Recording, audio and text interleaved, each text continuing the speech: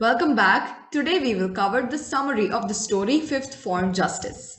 Let's move on to the topics covered in this video. Summary of part 1, 2 and 3 and a quick summary of the whole story.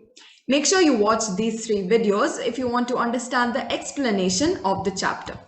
Let's move on to the summary of part 1. In this part of the story, we get introduced to two girls called Mavis and Merle. The examinations were due and the girls had missed much on account of the mumps. When they attempted some revision, they were absolutely horrified at the amount that had to be done. They were sure that they will fail in this test.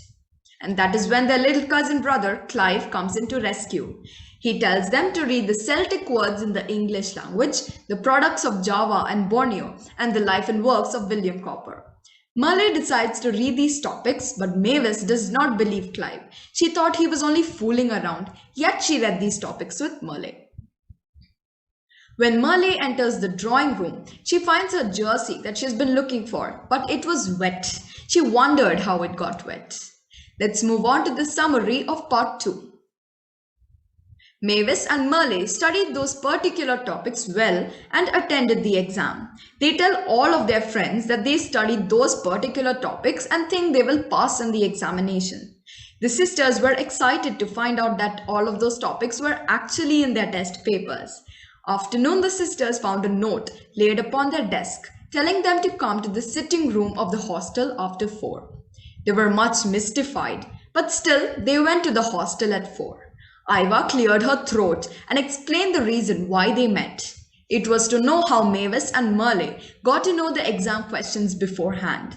Mavis and Merle tried to explain what had happened, but the others considered it as utter fibs. This turned into a heated argument and Sybil explained what she saw the previous evening. She saw Merle entering the examination hall and climbing out through the window and running away. But Mavis and Merle did not agree to that. Even we do not agree to that, right? They tell the others that both of them were studying together. This ended with an unsatisfactory conclusion. Let's now move on to part 3. Merle was very angry on Clive. Your precious fortune telling has got us into a great deal of trouble. You young wretch, she cried, and chased Clive as he fled. Suddenly Mavis realized what had happened. Clive had actually dressed up in Merle's jersey and gone to take a look at the questions. Clive laughed and explained what had happened. Oh, it was stopping, he said. Let's now move on to the summary of the story. The story of the fifth form of justice revolves around two sisters, Merle and Mavis, and their cousin Clive.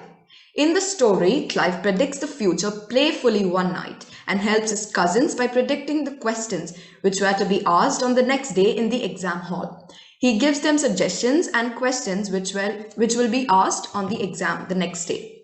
Much to their surprise, the questions which Clive predicted were all asked in the exam the next day.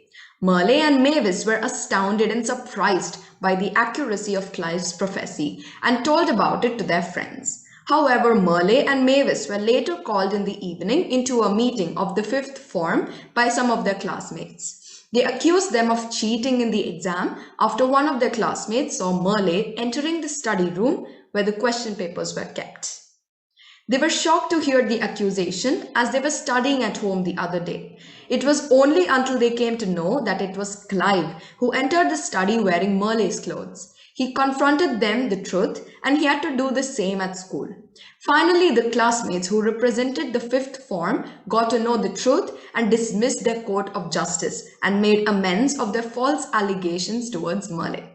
That's the end of this video. Thank you. I hope you enjoyed it. Make sure you watch these videos if you want to understand the explanation of the story.